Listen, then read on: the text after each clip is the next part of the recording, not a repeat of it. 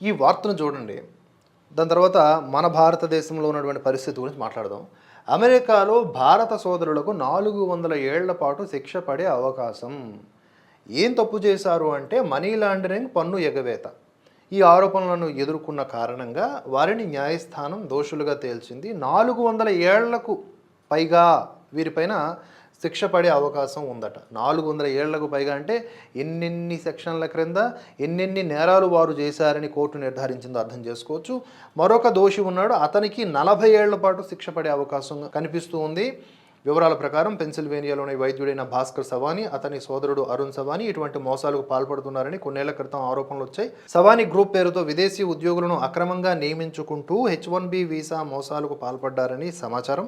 వీటితో పాటుగా అక్రమ బిల్లులతో హెల్త్ కేర్ పథకంలోనూ మోసాలు చేసినట్లుగా 2023లో అభియోగాలు నమోదయ్యాయి. ఈ ఏడాది జూలైలో భాస్కర్, అరుణ్లకు న్యాయస్థానం శిక్ష ఖరారు చేయనుంది.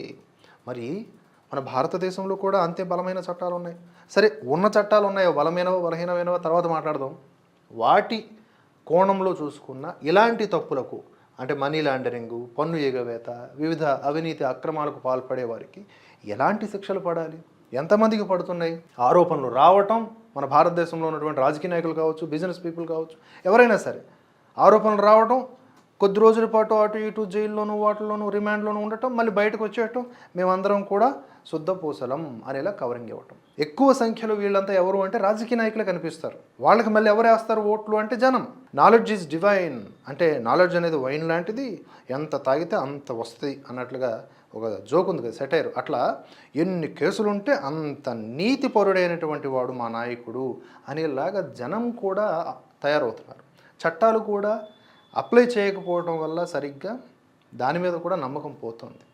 ఇది పరిస్థితి. అమెరికాలో 400 ఏళ్ళు శిక్ష పడే అవకాశం ఉన్నటువంటి ఈ కేసు గురించి మనం ఆలోచిస్తే నాకు అనిపించినటువంటి ఒపీనియన్.